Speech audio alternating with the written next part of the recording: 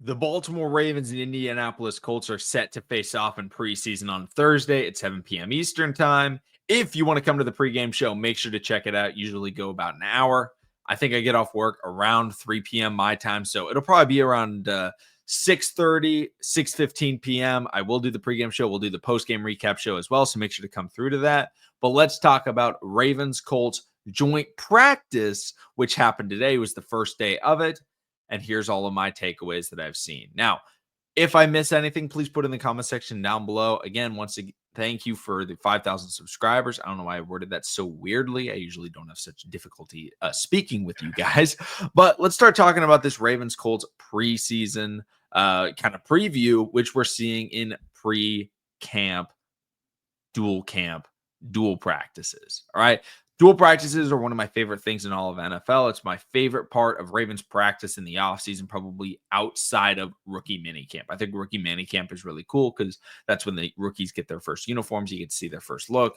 But joint practices, you really get to tell, like, hey, if the Ravens are doing good, it's a good thing, because it's always difficult. When the Ravens get into the red zone against the Ravens defense and they score, it's like, okay, that's good for the offense, but bad for the defense. But when you score against another team's defense, even if it is in practice, it's only a good thing.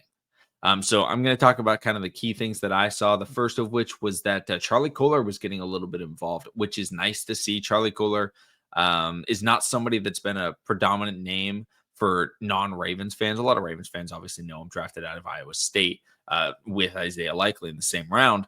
But Charlie Kolar is kind of a blocking hybrid tight end. He can catch the ball. He's not a terrific route runner. He's more of a possession wide receiver or possession pass catcher.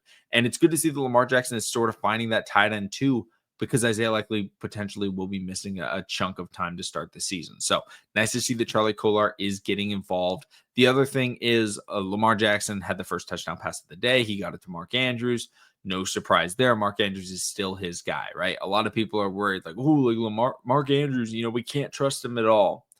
Mark Andrews had a bad drop on a 2-point conversion play, but that doesn't mean Lamar Jackson has lost faith in him. Many Ravens fans have, but Lamar still has his trust, so you have to expect that Mark Andrews is going to have a solid year, statistically at least. Now, we'll see what happens in January and February, how he's able to perform there, because that's kind of been where he's struggled throughout his career. But I'm looking forward to see Mark Andrews play one more season. I think it's going to be his final season in the purple and black. Outside of that, I did see Mike Green got a sack today, which is great to see. It hasn't been a ton of updates on Mike Green in terms of how he's been practicing. He's had some big plays this week, but again, you're not hitting quarterbacks. So that's one of the Ravens' biggest issues, like in the last couple of years, is they've actually had guys that are able to get to the quarterback. And Dafe Away is actually terrific in terms of pass rush win rate.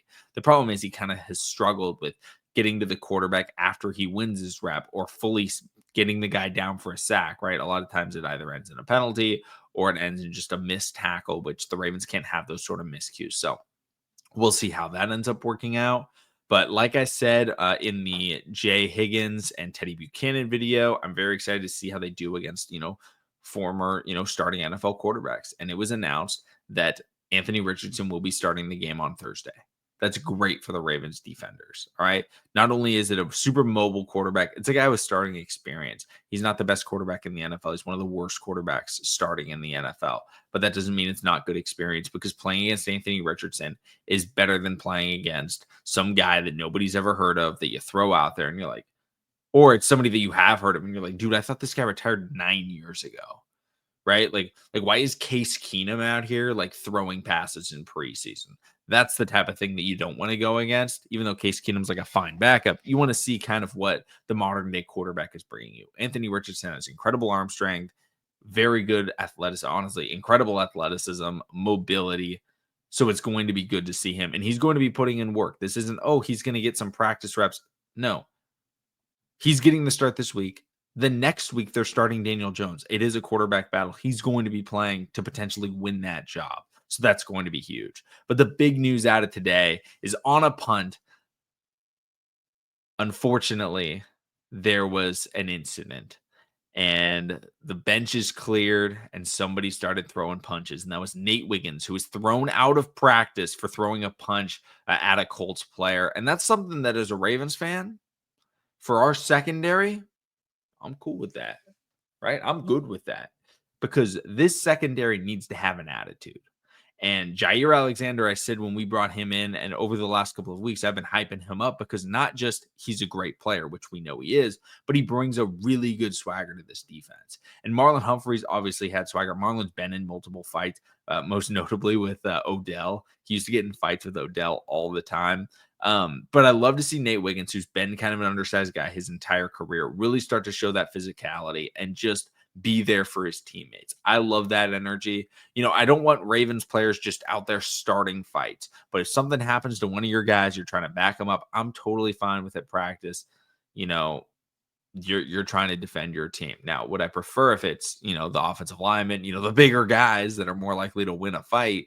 Yes. But at the same time, shout out to Nate Wiggins for sticking up for his team. And I'm totally okay with that because it just shows that, like, hey, he's playing with fire. He's playing with that energy. And then kind of the last thing I wanted to bring up, I saw a tweet saying that Cheeto Awuzie and Jair Alexander have both been getting first team reps with the defense. So the Ravens going to be using a 5 cornerback rotation this year. And I don't think they're necessarily going to use a 5 cornerback rotation. Now, obviously, guys will play. There will be 5 cornerbacks that play every game, but it's not necessarily they're playing because we got to get somebody out on the field. TJ Tampa had a nice PBU today on an Anthony Richardson pass, I believe it was. But like TJ Tampa, I see him as cornerback 5. I see Cheeto as cornerback 4. And then obviously Marlon is slot number 1. And the 2 outside guys are going to be Nate Wiggins and Jair Alexander. If we go into different packages, we go into nickel, we go into a dime. I feel like we're much more likely to bring in extra corners than we are to safeties because we just have kind of Bo Braid is kind of our best safety option right now as a backup. And I do think Bo Braid's good. I wanted him to make the roster last year, and he did end up playing in a couple of games, I think. I know he played in at least one last year for the Ravens. Him and Sanusi Kane are kind of the options that we have at safety. I'm much more comfortable in TJ Tampa or Cheeto Awuzie to come in, or even both in dime packages if the Ravens are to do that. But, Zachary Orr is going to utilize these DBs. I'm just hoping that these DBs all show the fire that Nate Wiggins was showing today, basically being like, hey, this Ravens defense, we have an attitude again. And that's what the Ravens had in the early 2000s, not just the 2000s Ravens defense, but the great 2006 defense. When every year we had Ray and Ed, right? When we won the Super Bowl, it was a nasty defense, right? It wasn't the best defense in the NFL, but they still had an attitude. You weren't scoring on them in the red zone. They were one of the best red zone defenses in the NFL, and they got stuff done when it mattered. That's what I want to see out of this Ravens defense, and they're starting to at least bring an attitude. So let me know in your comment section down below your thoughts, your opinions on kind of the brawl that happened at today's fight, or not today's fight, today's practice ended up in a fight. But I think that it was seemed like a good day. Didn't seem like there were a lot of injuries, knock on wood for tomorrow. But overall, super excited to see what happens on Thursday. The pregame show is going to be a ton of fun. It's the first preseason show and the first regular season game pregame show are like my 2 favorite streams of the year to do. Then after that, it's like the post-game shows after the Ravens get like big wins. I love doing those as well. But probably around 6:15, maybe 6:30. I will be live on Thursday, and Joshua will join for the post-game show. They're doing 2-a-days. He's a high school coach, so they're doing 2-a-days. So he won't be there for the beginning part, but he will be there for the post-game. So make sure to subscribe, stay tuned, and I'll see all of you again tomorrow.